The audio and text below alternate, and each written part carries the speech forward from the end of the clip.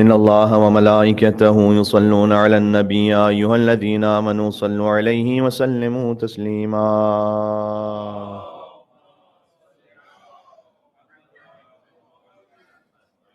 أعوذ بالله من الشيطان الرجيم. بسم الله الرحمن الرحيم. وبه نستعين وهو خير ناصر ومعين، والصلاة والسلام على أشرف الأنبياء والمرسلين المخاطب بطه وياسين رحمة للعالمين، سيدنا ونبينا وشفيع ذنوبنا وطبيب نفوسنا ومولانا بالقاسم محمد. اللهم صل على محمد وعلى محمد وأهل بيته الطيبين الطاهرين المعصومين المظلومين المنتجبين المنتخبين الميامين، سيما بقية الله في الأرضين الذين أذهب الله عنهم الرجس وطهرهم تطهيرا. اللهم صل على محمد وعلى محمد. رحمة الله على محبيهم واللعنة الدائمة على أعدائهم أجمعين. قال الله تبارك وتعالى في القرآن الكريم: بسم الله الرحمن الرحيم. من ذا الذي يقرض الله قرضا حسنا فيضاعفه له وله أجر كريم. نعرہ صلوات. اللهم صل على محمد.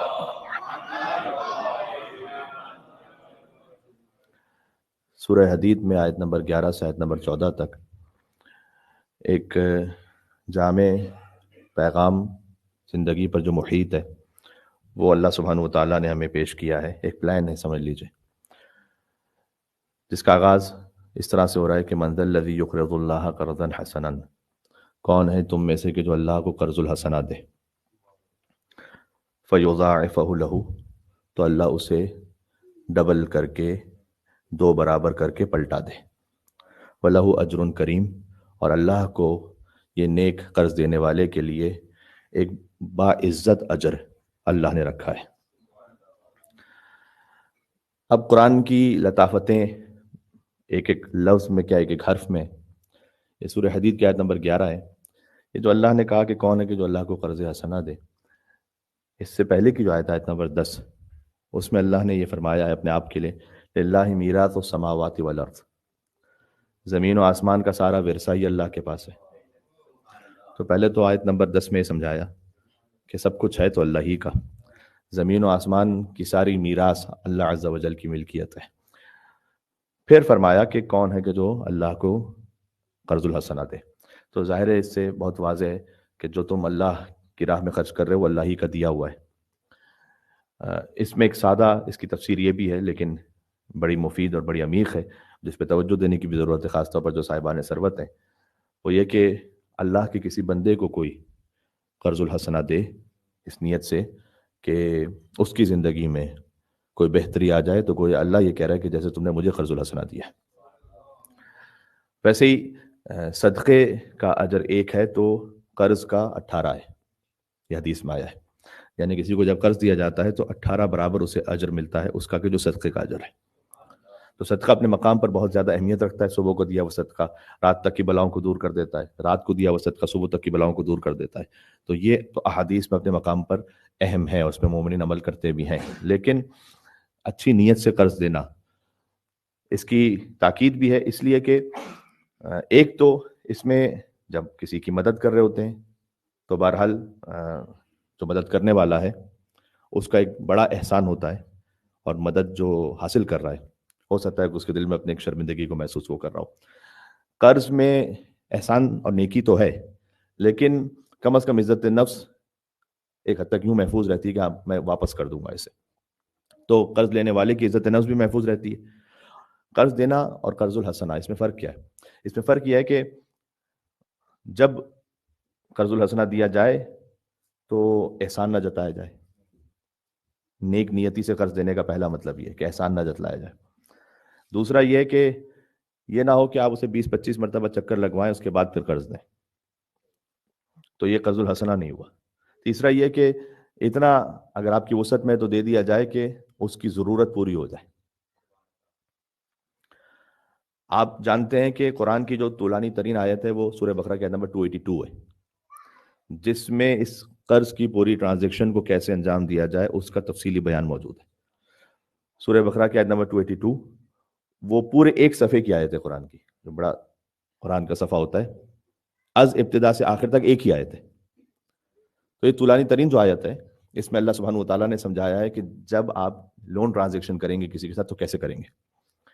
اس کی تفصیل ہے کہ جب قرضہ دیا جائے تو سب سے پہلے تو اللہ نے کہا کہ اس کو لکھ لیا کرو، اور جب اسے لکھو تو جس کو قرض دیا جا رہا ہے، یعنی جو مقروض بن رہا ہے اب، اس کے کہنے سے لکھو، یعنی وہ لکھوائے کہ کتنی اماؤنٹ واپس کرنی ہے. قرض دینے والا بڑھا کے نہ بتا دے، تو قرض لینے والا وہ لکھوائے. اور پھر اس کو حکم دیا گیا کہ جو تم لے رہے ہو قرض، اس سے کم نہ لکھوانا، اتنا ہی لکھوانا. اور اس کے لیے 2 مردوں کو گواہ بناؤ، اور اگر نہ میسر ہوں تو پھر 1 مرد اور 2 عورتوں کو ایسے گواہ بنا دو کہ ایک بھول جائے تو دوسری اس کو پہلی کو یاد دلا دے. اس کی اپنی تفصیل ہے. جو لکھنے والا ہے اس پر زحمت نہ ڈالو، اور اگر تم سمجھتے ہو کہ اس نے ایک زحمت اٹھائی ہے تو اس کو اس کا اجر تو مثلا. اور اگر قرض لینے والا وہ کم سمجھ یا نہ سمجھ ہے، یا ابھی بچہ ہے، اور مثلا فرض کیجیے کہ اس کا ولی اس کی خاطر قرض لے رہا ہے مثال کے طور پر، تو اس کا جو ولی ہے وہ اس کی جانب سے لکھے. اور اللہ کا خوف رکھو کہ اللہ سبحانہ و تعالیٰ ناظر ہے اور تمہارے اعمال کو دیکھ رہا ہے. تو یہ پوری تفصیل اللہ سبحانہ و تعالیٰ نے قرض کے معاملے میں بیان کیا آیت نمبر 282 میں. یہاں اللہ سبحانہ و تعالیٰ نے کہا کہ کون ہے تم میں سے کہ جو اللہ کو قرض حسنہ دے تو اللہ اسے 2 برابر کر کے واپس کر دے.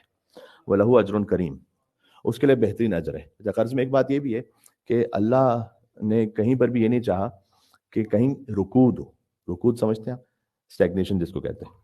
کہیں پر کچھ جمود ہو جائے، فکر میں، علم میں، مال میں، زمین میں، کہیں بھی اللہ سبحانہ و تعالیٰ جمود نہیں چاہتا ہے معاملہ تحرک رہے. یعنی علم میں جمود نہیں ہونا چاہیے. رب زدنی علما، پروردگار تو میرا علم مسلسل بڑھاتا رہے. رسول اللہ صلی اللہ علیہ وآلہ وسلم جیسے عالم الکل، اللہم صلی علی محمد وعلی محمد، ان کو بھی اللہ یہ کہہ رہا ہے، حضور مکرم سے بھی اللہ کہہ رہا ہے کہ قل رب زدنی علما، آپ کہیے کہ اے اللہ میرے علم میں اضافہ فرما. تو اللہ تعالیٰ یہ نہیں چاہتا مثلا آپ ماسٹرز کر لیا، آپ نے پی ایچ ڈی کر لیا، آپ کتنے بھی بڑے عالم بن گئے، کتنے بھی بڑے آیت اللہ بن گئے، تو علم کی کوئی حد نہیں ہے، اور رکنا نہیں چاہیے. رکود علمی نہیں ہونی چاہیے، اس طرح سے رکود فکری بھی نہیں ہونی چاہیے. وشاورہم فی الامر، مشورہ کرو اپنے امور میں. ضروری نہیں کہ جو تمہارے ذہن میں خیال آیا ہے وہی سب سے بہتر ہو. کچھ اچھے متدین دیندار لوگوں سے کہ جو تمہارے لیے اچھی سوچ رکھتے ہیں، ان کے ساتھ مشورہ کرو. تو رکود فکری بھی اللہ نے کہا کہ نہ رکھو، رکود علمی بھی نہ رکھو، رکود مالی نہ رکھو، قرض دے کر معاملے کو آگے بڑھاؤ. زمین کا رکود، حتیٰ ایک حدیث ایسی ہے کہ اب مجھے نہیں معلوم کہ شرعاً حرام تک تو شاید بات نہ پہنچے، لیکن بہرحال حدیث بڑی سخت ہے کہ اگر کسی کے پاس اللہ کہتا ہے کہ زمین بھی ہے اور پانی بھی ہے، اور اس کے باوجود وہ زراعت نہ کرے، تو اللہ نے کہا ہے کہ میری رحمت سے دور ہو جائے. پھر چونکہ زمین کو کیوں روک کے رکھا ہے؟ تو اللہ سبحانہ و تعالیٰ کا جو نظام ہے نا، اس پورے نظام ہدایت میں جب نظام اور پھر نظام معیشت سمجھ لیجیے، کسی میں بھی، اور انفرادی طور پر، اجتماعی طور پر، انڈیویجولی، کلیکٹیولی، کہیں پر بھی رکود نہیں ہونا چاہیے، اسٹیگنیشن نہیں ہونی چاہیے، تحرک ہونا چاہیے. تو یہاں اللہ سبحانہ و تعالیٰ نے کہا کہ تم میں سے کون ہے کہ جو اللہ کو قرض حسنہ دے تو اللہ اس کو 2 برابر کر کے واپس دے گا. وَلَهُ أَجْرٌ کریم، اس کے لیے ایک بڑا باعزت اجر ہوگا اللہ کے پاس. اور جب اللہ سبحانہ و تعالیٰ عزت کے ساتھ اسے اجر دے گا تو کیا ہوگا، یہ اگلی آیت. اب سورہ حدید کی آیت نمبر 12، یوم تری المؤمنین والمؤمنات یسعی نورہم بین ایدیہم، کہ آپ دیکھیں گے کہ جب قیامت آئے گی نا تو مومنین اور مومنات وہ دوڑے چلے جا رہے ہوں گے. یسعی جلدی دوڑنے سے، فقط چلنا نہیں، دوڑے چلے جا رہے ہوں گے اپنے نور کے ذریعے سے. وہ نور کے جو ان کے آگے بھی ہوگا، وَبِأَیْمَانِہِمْ، اور ان کے داہنے طرف بھی ساتھ میں ایک نور چل رہا ہوگا. تو مومنین اور مومنات اس نور کے ذریعے سے میدان محشر میں جنت کی طرف دوڑے چلے جا رہے ہوں گے. پھر کیا ہوگا؟ بشراکم اليوم، انہیں خوشخبری دی جائے گی اس دن کی. جنات تجری من تحتها الانہار، یہ نور ان کے ساتھ کیوں ہوگا؟ قیامت تجسم اعمال، جو آپ نے دنیا میں کیا ہے اسی کی ایک کیفیت آپ قیامت میں اپنے لیے دیکھیں گے. انبیاء آئے تھے ظلمات سے نکال کر نور تک لے جانے کے لیے. جس نے دنیا میں ان کی دعوت کو قبول کیا اور وہ ظلمتوں سے نکل کر نور کی طرف آ گیا, تو وہ قیامت میں اپنے آگے اور اپنے داہنے ایک ایسا نور دیکھے گا کہ جو اسے تیزی سے دوڑا رہا ہوگا جنت کی طرف. یہ ظلمتوں سے نور کی طرف آنا یعنی شرک سے کوئی توحید کی طرف آئے, یعنی کوئی امام باطل اور گناہگار امام کو چھوڑ کر امام برحق اور امام معصوم کی اطاعت میں آئے. یہ ہے ظلمت سے نور کی طرف آنا. کوئی بخل سے سخاوت کی طرف آئے, تو یہ ہے ظلمتوں سے نکل کر نور کی طرف آنا. تو اللہ سبحانہ و تعالیٰ کہتا ہے کہ جب مومنین و مومنات دونوں ہی قیامت میں جلدی جلدی جا رہے ہوں گے تو نور ان کے آگے بھی ہوگا, نور ان کے داہنی طرف بھی ہوگا. کوئی بد اخلاقی سے خوش اخلاقی طرف آئے, یہ سب ظلمتوں سے نور کی طرف آنا ہے. تو وہ ایسی جنت میں پہنچیں گے کہ جس کے ساتھ ساتھ بہترین نہریں ہوں گی, خالدین فیہا, وہ ہمیشہ اس میں رہیں گے. ذالک هو الفوز العظیم, یہی سب سے عظیم کامیابی ہے. اصل کامیابی یہ ہے. دنیا میں سب سے بڑی شاید کامیابی بالآخر یہ ہو کہ کسی مقام کا پریزیڈنٹ بن جائے کوئی, اس سے زیادہ نہیں ہے.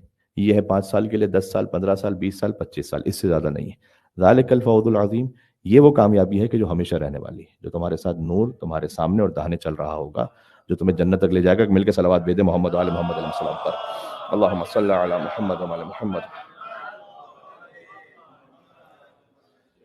خود اس میں ایک بات ظاہر ہے, جب نورانیتوں کو زندگیوں میں لے کر آئیں گے تو قیامت میں نور کو پائیں گے. اسی طرح سے اللہ تعالیٰ نے قرآن میں کہا ہے کہ کچھ لوگ ہوں گے جو قیامت میں اندھے اٹھیں گے.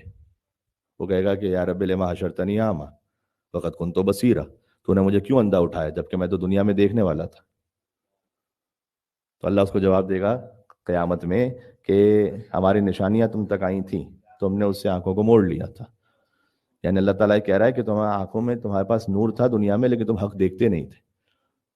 تب قیامت میں ایسے اٹھو گے کہ جیسے کچھ بھی نہیں دیکھ سکتے. عجب ہے. مثلا غیبت کرنے والے کے لیے ہے کہ اس کی زبان اتنی لمبی ہوگی کہ لوگ اس کے اوپر سے چل چل کے جا رہے ہوں گے اس کی زبان سے. اب یہ ایک تجسم ہے اس کام کا کہ جو اس نے دنیا میں کیا ہے. کیوں غیبت میں کیا ہوتا ہے, ہم کہتے ہیں نا زبان فلاں کی بڑی لمبی ہے, تو یہ اسی بات سے ہے در حقیقت. مثلا ایک شخص پاکستان میں ہے, ہم یہاں سے بیٹھ کر اس کی غیبت کریں تو نے یہاں سے بیٹھ کر ہم نے زبان کو اتنا لمبا کیا کہ وہاں تک اس کو زخم پہنچایا.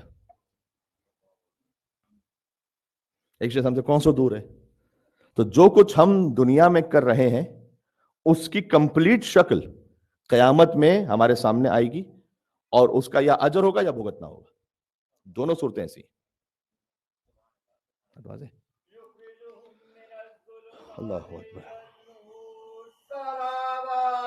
اللہم صلی علی محمد و علی محمد.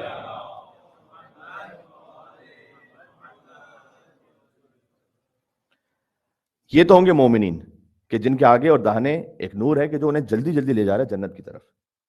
جب یہ جا رہے ہوں گے یوم یقول المنافقون والمنافقات, تو منافق مرد اور منافق عورتیں وہ کیا کریں گی؟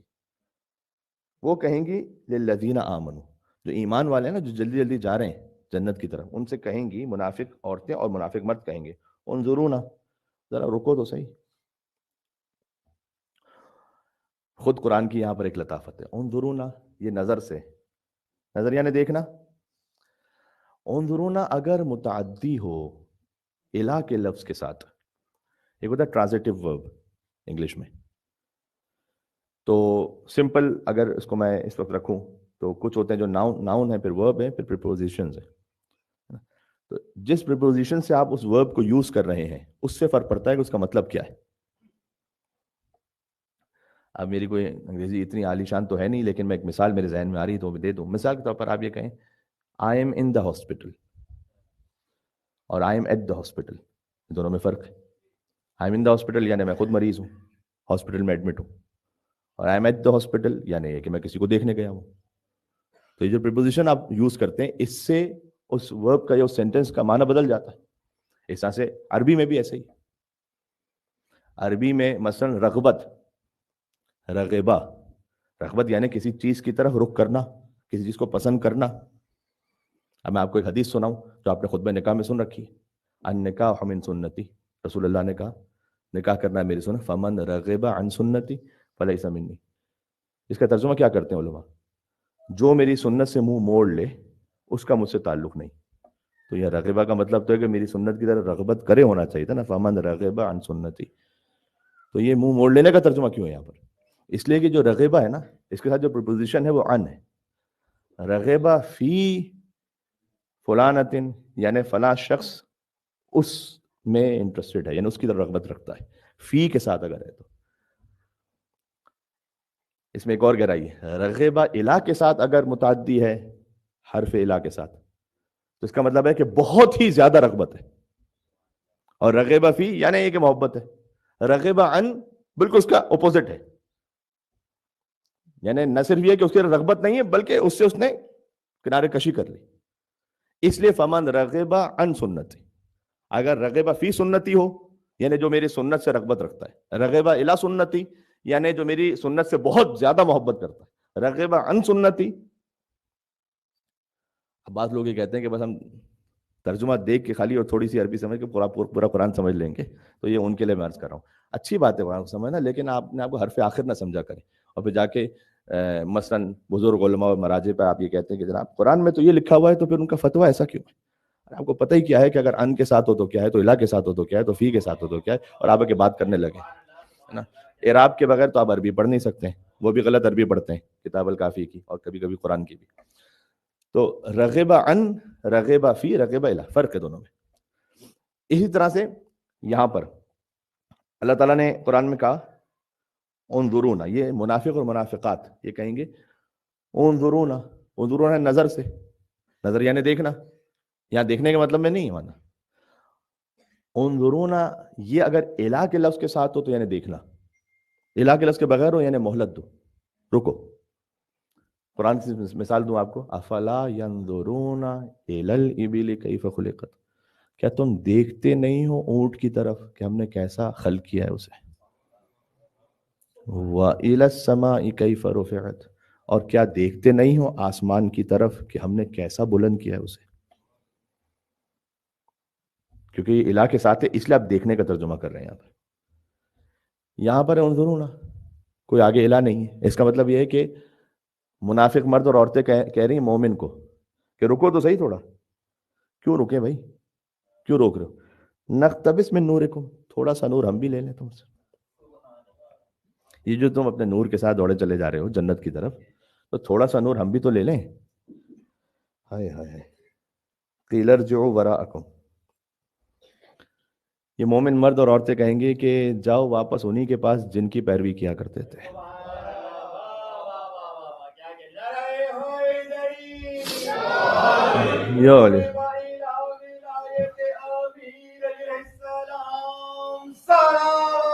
اللہم صلی علی محمد وعلی محمد. جاؤ واپس پلٹو. چونکہ یہ جو نور ہے یہ ٹرانسفریبل نہیں ہے. کبھی کبھی آپ کو کچھ پرومو کوڈ ایسے ملتے ہیں کہ جس میں آپ ٹرانسفر نہیں کر سکتے، خالی خود یوز کر سکتے. یہ وہ کریڈٹ ہے جس کو آپ خود یوز کر سکتے ہیں، ابھی ٹرانسفر نہیں کر سکتے اپنی مرضی سے، جس کو اٹھا کے دے دیا. تو یہ منافقین جب کہیں گے مومنین و مومنات سے کہ ہمیں تھوڑا سا تو نور دو، وہ کہیں گے کہ قیل ارجعوا وراءکم، واپس پلٹو. فالتمسوا نورا، انہی سے نور کا التماس کرو کہ جن کے پیچھے دنیا میں چلتے رہے تھے. اس خاطر ہے کہ آپ سوچ سمجھ کے دنیا کے اور دین کے معاملات میں جس کو آپ اپنا آئیڈیل بناتے ہیں، جس کو اپنا رہنما رہبر بناتے ہیں، سوچ سمجھ کے بنائیے. اور بلکہ یہ تو دور کی بات ہے، میں تو آپ کے سامنے یہ حدیث پیش کر چکا ہوں امام جواد علیہ السلام کی شہادت کی مجلس میں، کہ یہ بھی غور کرو کہ تم سن کسے رہے ہو.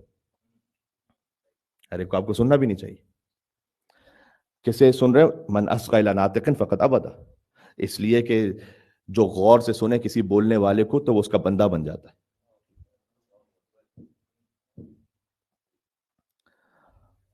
اگر آپ غور سے سنتے ہیں کسی ایسے نیوز چینل کو کہ جس پر آپ کو آپ اعتماد کرتے ہیں، آہستہ آہستہ آہستہ وہ جو کہہ رہے ہیں تو آپ اس پہ ٹرسٹ کر رہے ہیں، تو یہ کہ آپ اس کا بندہ بن گئے ایک طرح سے. اس معاملے میں آپ کسی خطیب کو سنتے ہیں تو آپ اس کی غلامی میں آ گئے، اس لیے کہ جو آپ غور سے سن رہے ہیں آپ اسے انسپریشن لے رہے ہیں. پھر امام نے فرمایا کہ یہ دیکھو کہ کسے سن رہے ہو، اگر تم رحمان کو سن رہے ہو یعنی رحمان کے نمائندے کو تو تم رحمان کی طرف جاؤ گے، شیطان کو سنو تو شیطان کی طرف جاؤ گے.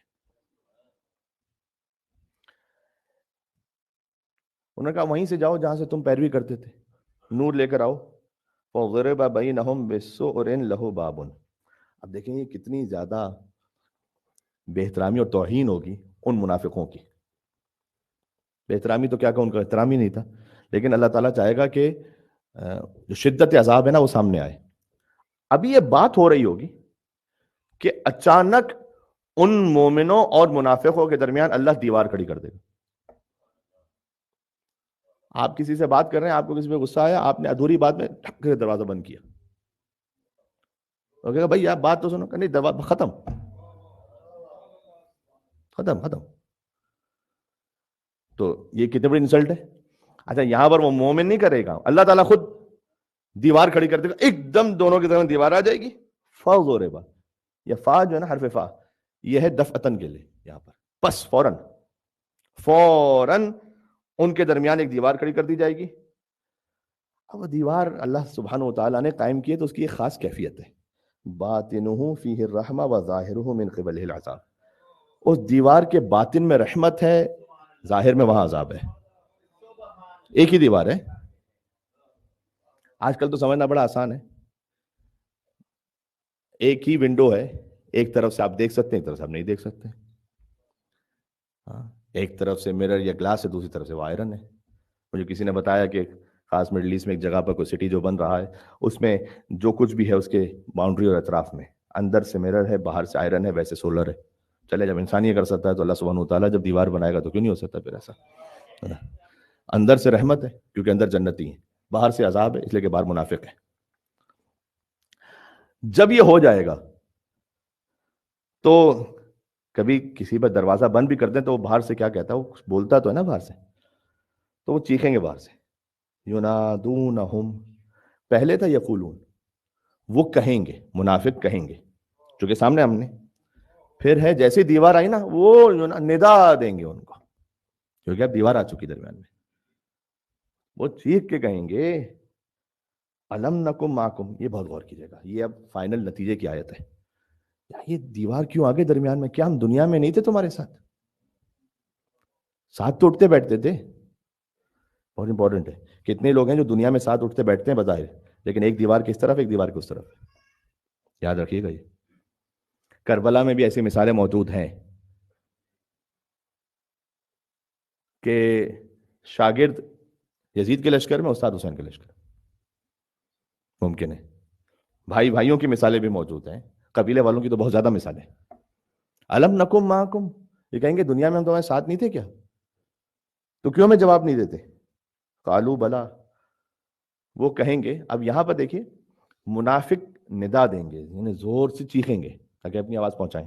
قالو، یہ بڑے اطمینان سے جواب دیں گے، اس لیے کہ اللہ تعالیٰ کو ایسا نظام کرے گا کہ ان کی آواز آسانی سے پہنچے گی وہاں تک. قالو، نادو نہیں ہے یہاں پر کہ یہ بھی چیخیں گے، نہیں، یہ آسانی سے بولیں گے. بلا، یہ کہیں گے ہم ساتھ تو تھے. ولیکنکم، لیکن 5 مشکل تھی تم میں. یہ 5 چیزیں سن لیجیے، میں کہا نتیجے کی آیت ہے. تم کیوں دیوار کے اس طرف ہو، ہم کیوں دیوار کے اس طرف ہے. 5 فرق ہیں ہم میں اور تم میں. بات شروع ہوئی تھی کہ کون ہے تم میں سے جو اللہ کو قرض حسنہ دے تو اللہ اس کو بڑھا کے واپس کرے، اس کے لیے بہترین اجر ہو. پھر جو مومنین و مومنات ہیں وہ گزر رہے ہیں تو اپنے نور کے ساتھ جا رہے ہیں. منافق ان کو دیکھیں گے تھوڑا سا نور ہمیں بھی دے دو، وہ کہیں گے کہ جاؤ انہی کے پاس جن کا اتباع کیا کرتے انہی سے نور لے کر آؤ. ابھی بات ہو رہی ہوگی کہ اللہ دیوار کھڑی کر دے گا درمیان میں، ایک طرف عذاب ایک طرف رحمت. تو یہ چیخ کے کہیں گے کہ ہم ساتھ تھے تمہارے.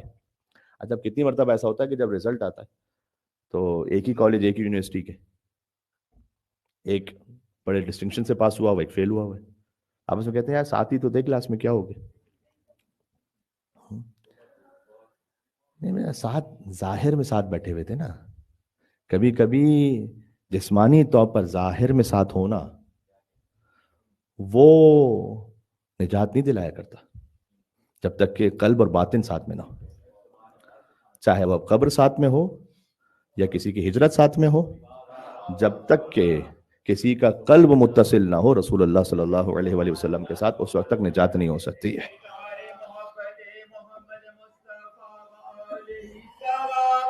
اللہم صلی علی محمد وعلی محمد.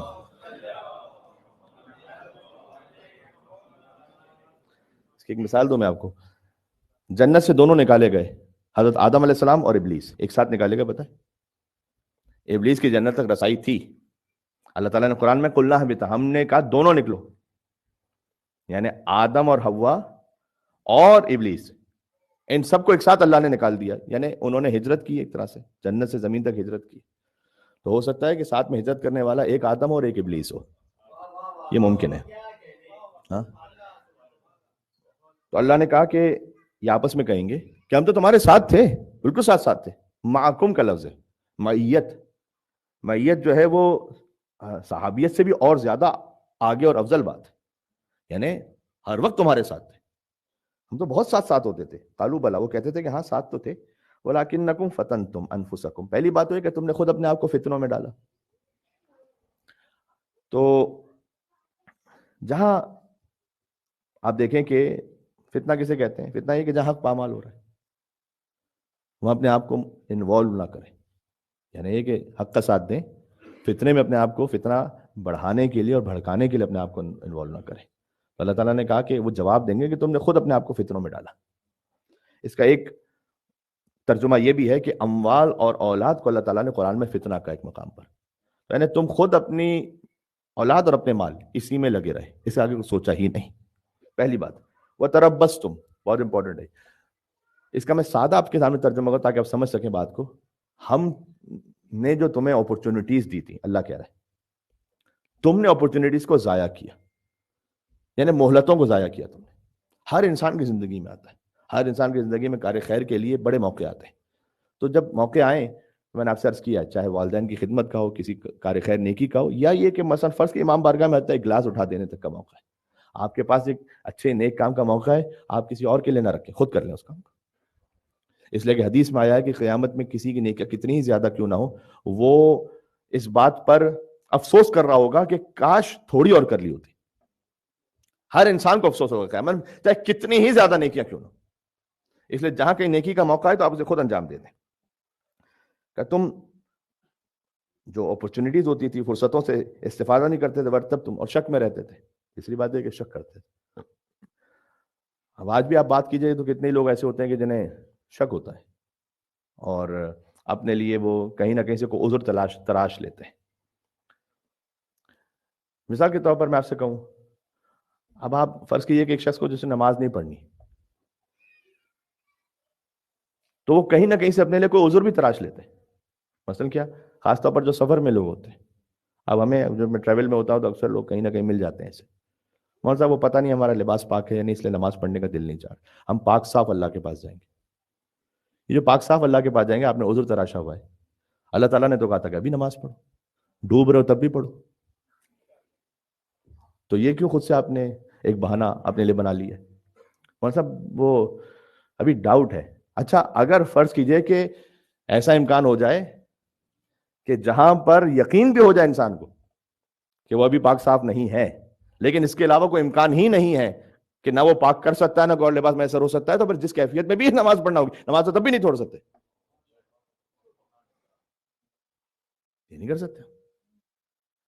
ہم نے ایک بار قبرستان کی جو مجلس تھی, اس میں ایئرپلین میں آپ نے کیسے نماز پڑھنی ہے اس کا طریقہ کار بھی بیان کیا تھا. اس لیے کہ یہاں سے کافی لوگ ٹریول کرتے ہیں, اور ٹریول چونکہ یہاں سے کافی لانگ ڈسٹینس ٹریول ہے, تو کہیں نہ کہیں نماز آ ہی جاتی ہے, بالکل جب آپ واپس آ رہے ہیں. چونکہ جب آپ واپس آ رہے ہوتے ہیں, ابھی میں آپ کی خدمت میں آج ہی پہنچا ہوں, تقریباً پلین میں شاید 5 نمازیں پڑھ کے میں پہنچا ہوں آپ کے پاس, ایک دن کی ساری نمازیں. اس لیے کہ جب آپ ریورس ٹریول کر رہے ہوتے ہیں تو آپ اس ٹائم کو حاصل کر رہے ہوتے ہیں, اور آپ کے پاس ٹائم جلدی جلدی آ رہا ہوتا ہے نمازوں کا, تو اس میں آپ کوئی بہانہ نہیں بنا سکتے کہ میں وضو نہیں کر سکتا. سب سے پہلے تو میں عرض کروں کہ آپ اپنے بچوں کی ٹریننگ میں بھی رکھیں, جہاں کہیں ٹریول پلان ہو نا آپ کا, سب سے پہلی چیز تو یہ دیکھیں اس میں نماز کیسے پڑھیں گے اور کب پڑھیں گے. سب سے پہلی چیز یہ دیکھیں نماز کا ٹائم کب آئے گا, ہم کیسے پڑھیں گے, اس کے لیے کیسے اہتمام کریں گے. یہ جب آپ نے اہتمام کیا, یہ اتنی بڑی تربیت کا حصہ ہے کہ بچہ اس بات کو سمجھ رہا ہے کہ میرے بابا نے سب سے زیادہ امپورٹنس کس بات کو دی ہے. اس بات کو نہیں دی کہ وہاں جا کے ڈزنی میں کیا دیکھیں گے, وہاں جا کے ایئرپورٹ پہ کیا دیکھیں گے, وہاں کون سی چاکلیٹ لیں گے, وہاں کہاں جا کے, وہ ساری باتیں بات کی. پہلے تو دیکھیں نماز کہاں پڑھیں گے. اور طریقہ سیکھیں اس کا. تو عذر نہیں تراش سکتے. ایک صاحب تھے جو روزہ نہیں رکھتے تھے. میں کیوں روزہ نہیں رکھتے؟ کہ زندگی ایک سفر ہے اور میں مسافر ہوں، لہذا روزہ معاف ہے.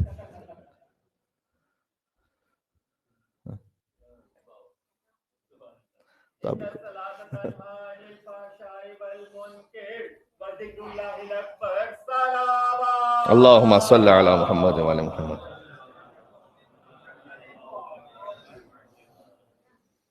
اچھا بھی آپ دوسرے صاحب آپ کیوں نہیں روزہ رکھتے؟ کہ وہ روزہ بدن کی زکوٰۃ ہے اور میں صاحب نصاب نہیں ہوں. تو آپ ہر طرح کا عذر کوئی بھی لفاظی کر کے کوئی بھی جملہ بنا کے تو بنا لیں، لیکن بہرحال اللہ سبحانہ و تعالیٰ کے پاس جب جانا ہے تو وہاں ایسا کوئی عذر نہیں ہے. نماز تو جناب وہ یزید والے بھی پڑھتے تھے، تو پڑھتے تھے. تو آپ یزید والی نماز کیوں پڑھ رہے ہیں؟ آپ حسین والی کیوں نہیں پڑھ رہے؟ آپ سے کون کہہ رہا ہے کہ آپ یزید والی نماز پڑھیں؟ آپ امام حسین علیہ السلام والی نماز پڑھیں. نماز تو امام حسین السلام بھی تو پڑھ رہے تھے نا، تو وہاں کیوں جا رہی ہیں؟ یہاں پڑھیں نا نماز. بات واضح. سبحان اللہ. وغرتکم الامانی. چوتھی بات، پہلی بات یہ کہ تم فتنے میں رہتے تھے، دوسرا یہ کہ تم وقت کو ضائع کرتے تھے، تیسرا یہ کہ شک میں رہتے تھے، چوتھا یہ کہ لمبی آرزوؤں نے تم کو دھوکہ دیا. بڑی بڑی لمبی آرزویں.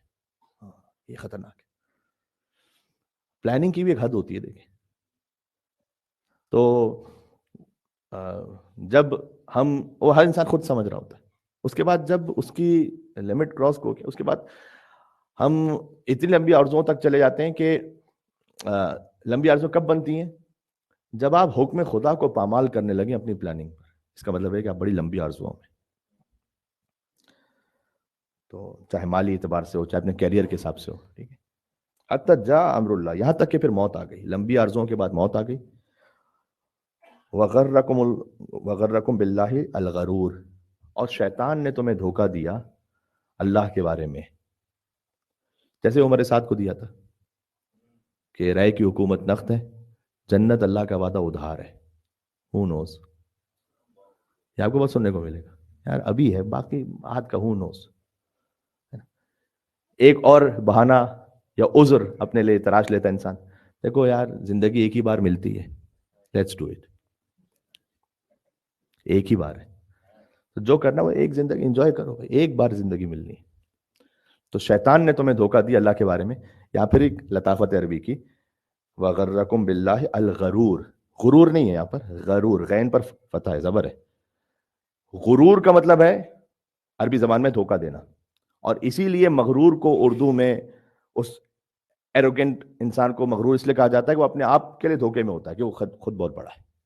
اس ورڈ سے ہی یہ مغرور نکلا ہے، ورنہ اصل ترجمہ غرور کا ہے دھوکہ دینا.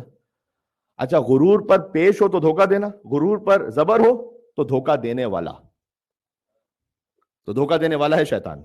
تو الغرور نے تمہیں اللہ کے بارے میں دھوکہ دیا. الغرور یعنی شیطان نے دھوکہ دیا. اس لیے تم دیوار کے اس طرف ہو، ہم دیوار کے اس طرف ہیں. بات واضح ہو گئی.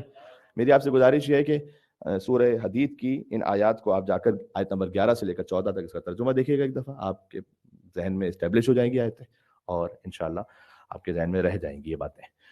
بات کو تمام کروں، مجلس ایصال ثواب ہے، چند لحظے میرے پاس باقی ہیں. یقین فرمائیے گا، پتہ نہیں کیوں جب میں نے وہ آیت پڑھی نا، اس بار آپ کی خدمت میں پیش کرنے کے لیے دوبارہ سے اس کو مطالعہ کیا کہ وہ کون ہے کہ جو اللہ کو قرض حسنہ دے. تو ظاہر بات تو یہی ہے کہ اللہ تو زمین و آسمان کی ملکیت رکھتا ہے، تو اللہ کو قرض حسنہ دینے کا مطلب اللہ نے ایک احسان جتلایا ہے یہاں پر.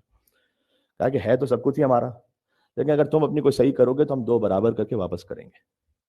اس سے مجھے یاد آیا اور دل میں خیال آیا کہ گویا ابو الفضل عباس نے جو امام حسین کے لیے کیا، سب کچھ ہے امام حسین کا، سارے مقامات، ساری عصمتیں، سب کچھ ہے امام حسین علیہ السلام کا. ابو الفضل عباس علیہ السلام اس مقام پر ہیں بے وسیلہ امام حسین علیہ السلام بلا شک.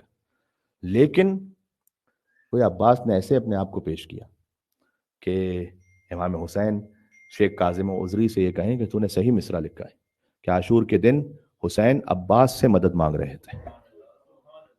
جب مرثیہ لکھا امام حسین علیہ السلام کے لیے اور اس میں مولا عباس کی شان کو بیان کیا، یوم ابی الفضل استجار بہ الہدی، عاشور کا دن وہ ہے کہ جب حسین آفتاب ہدایت عباس کی پناہ میں. کہ یہ غلط تو نہیں لے لیا؟ اللہ اکبر. تو امام حسین علیہ السلام کو خواب میں دیکھ کر شیخ قاسم عذری سے امام نے فرمایا کہ نہیں تم نے ٹھیک لکھا ہے، اس لیے کہ عاشور کا دن واقع وہ ہے کہ جب حسین عباس کی پناہ میں. ام البنین نے قرض حسنات کی بات ہوتی ہے مال میں، یہاں 4 اولادیں تھیں.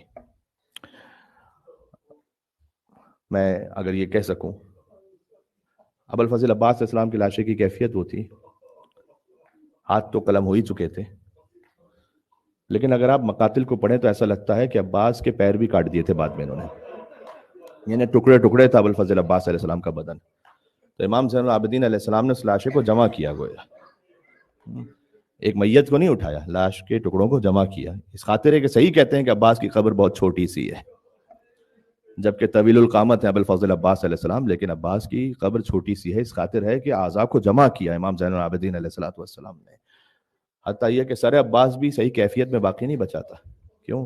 اس لیے کہ جب دونوں ہاتھ کٹ چکے تھے تو حرملہ نے تیر مارا تھا جو مولا عباس کی آنکھوں میں لگا تھا.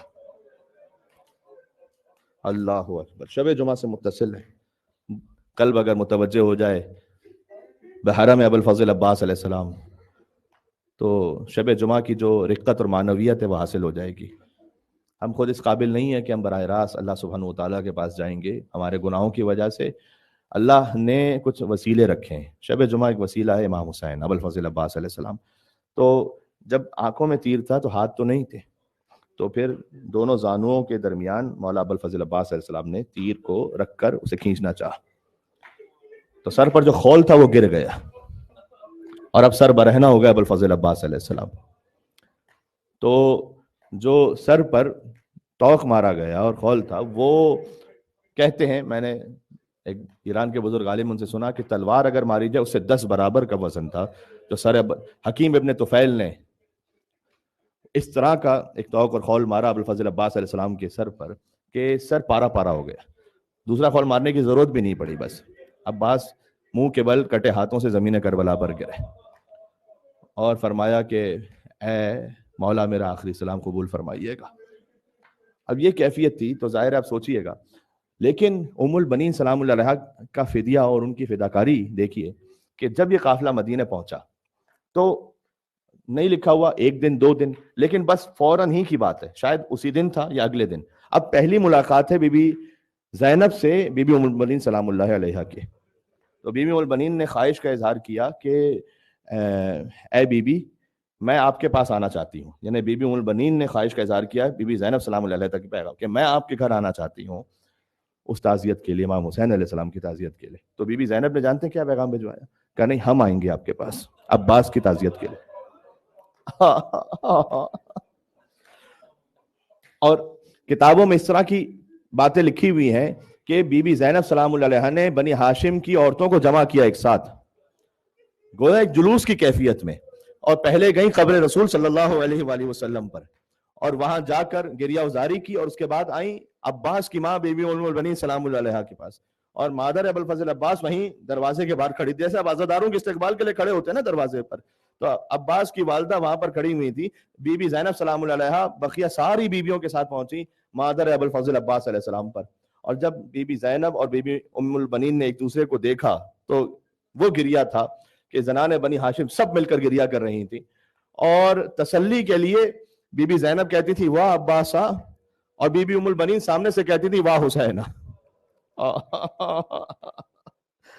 اس کے بعد بی بی ام البنین نے یہ اشعار پڑھے کہ لوگ مجھے بتاتے ہیں کہ عباس کے سر پہ گرز مارا گیا، مجھے بتاتے ہیں کہ عباس کے بازو قلم کیے گئے. یقین نہیں آتا اے شہزادی، یقین نہیں آتا کہ عباس کے سر پر اتنا شجاع بے بدیل کون توق مار سکتا تھا، کون عباس کے سر پر وار کرتا.